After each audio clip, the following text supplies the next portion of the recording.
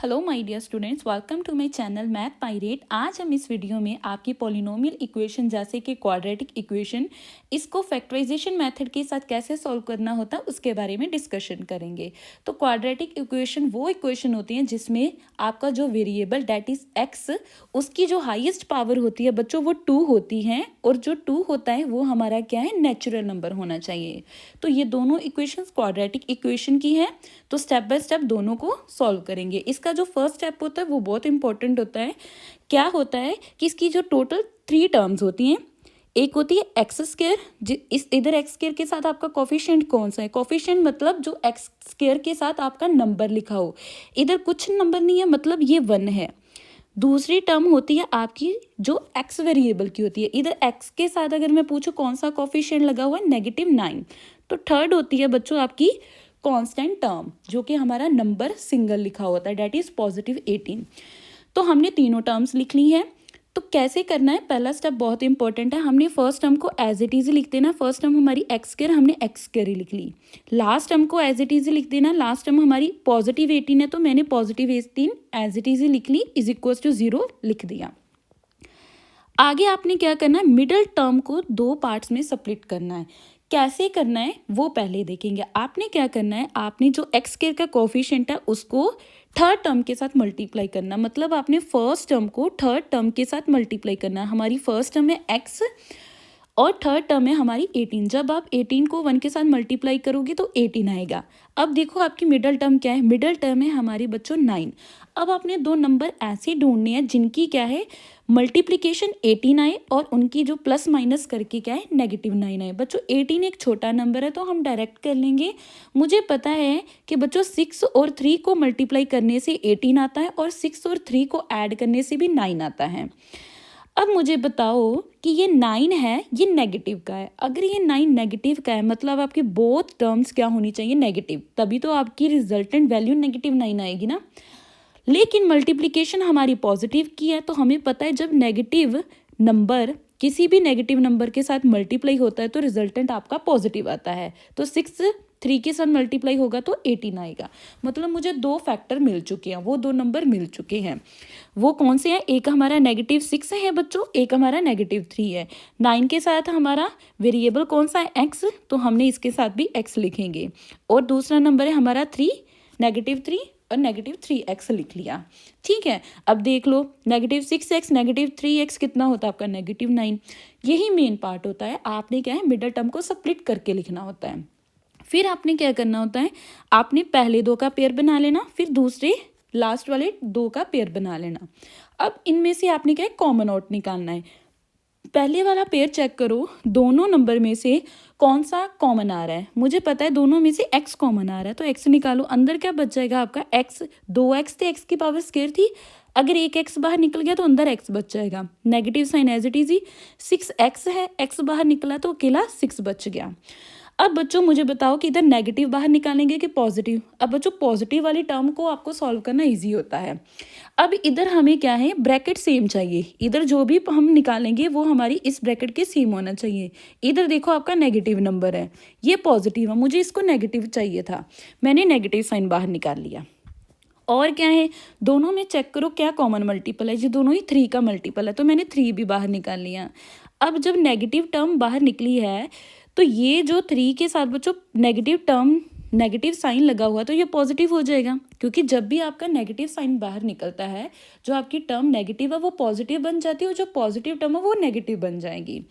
तो 3 बाहर निकल गया, अंदर x बच गया, ये पॉजिटिव टर्म ये नेगेटिव हो जाएगी। तो 3 बाहर निकला है तो 18 में से आप क्या है 3 का मल्टीपल निकालोगे तो क्या बच जाएगा, 3 6 18।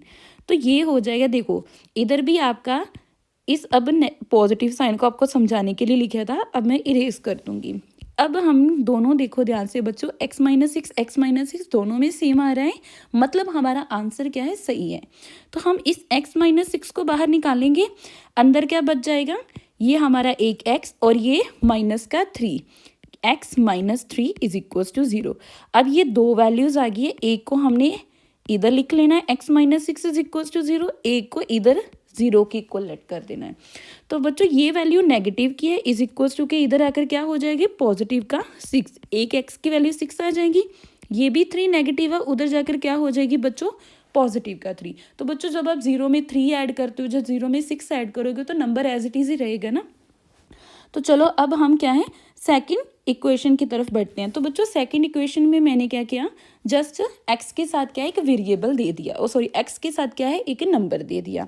अब फिर से वही आपने करना है, आपने फर्स्ट टर्म के कोफिशिएंट को लास्ट टर्म के साथ मल्टीप्लाई करना है, पहला ही हमारा ये स्टेप होता है, ठीक है। अब इधर 3 है तो 3 को 60 के साथ मल्टीप्लाई करोगे तो क्या आता है 180, और साथ में आपने क्या है हमारी मिडल टर्म क्या है बच्चों नेगेटिव का 27, इसको भी लिख लेना है नेगेटिव का 27।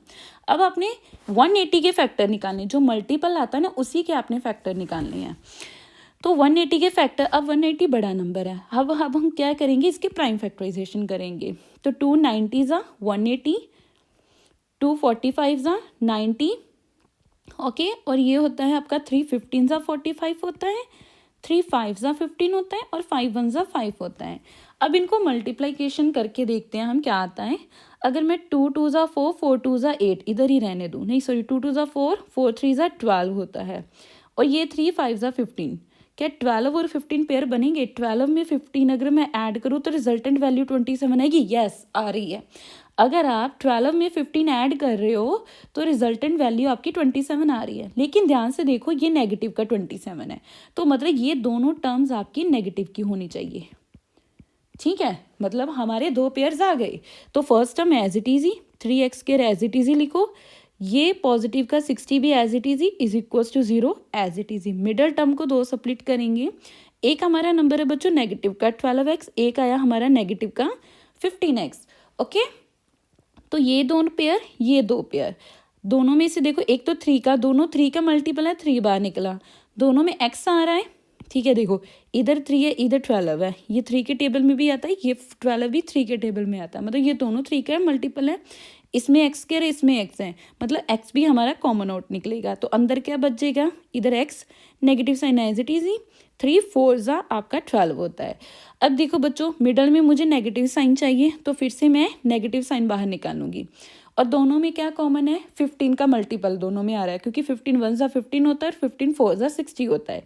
15 बाहर निकला, ये 15 नेगेटिव का था, अंदर वाली टर्म पॉजिटिव की हो जाएगी, क्यों नेगेटिव साइन बाहर निकला है। ये पॉजिटिव 60 है, ये नेगेटिव का हो जाएगा, क्यों नेगेटिव साइन बाहर निकला है, 15 4 ज़ा 60 होता है। अब देखो आपकी जो ब्रैकेट वाली टर्म है वो सेम आ गई, मतलब हमारा आंसर सही जा रहा है। अब ब्रैकेट को एक तरफ लिख लिया, बच के गया हमारा 3x माइनस का 15 इज इक्वल्स टू 0। सेम ऐसे ही लाइन लगाओ, x minus 4 is equals to 0 इधर सॉल्व करेंगे, 3x minus 15 is equals to 0 इधर सॉल्व करेंगे। तो ये नेगेटिव का 4 उधर जाकर आपका पॉजिटिव का 4 हो जाएगा। ये 3x इज इक्वल्स टू, ये आपका नेगेटिव का 15 है, इधर जाकर बच्चों क्या हो जाएगा आपका पॉजिटिव का 15। तो x इज इक्वल्स टू, ये 3 मल्टीप्लाई हो रहा है तो इज इक्वल्स टू के उधर जाकर क्या हो जाएगा डिवाइड, तो मतलब ये 3 क्या हो जाएगा बच्चों 15 के साथ डिवाइड हो जाएगा। अब मुझे बताओ 15 क्या 3 के टेबल में आता है, यस 3 5 ज़ा 15 होता है। तो एक वैल्यू बच्चों आपकी x की 4 आ गई, एक वैल्यू आपकी आ गई x की 5। इसी के साथ हमारी क्या है फैक्टराइजेशन कंप्लीट होती है। तो थैंक यू स्टूडेंट्स। अगर किसी स्टूडेंट्स को कोई भी क्वेश्चन के रिलेटेड क्वेरी हो तो वो प्लीज़ मुझे कमेंट सेक्शन में ज़रूर बताना, और मेरे चैनल को लाइक और सब्सक्राइब करना मत भूलना। इसी के साथ हम क्या है और वीडियो के साथ मिलते रहेंगे। तो थैंक यू स्टूडेंट्स।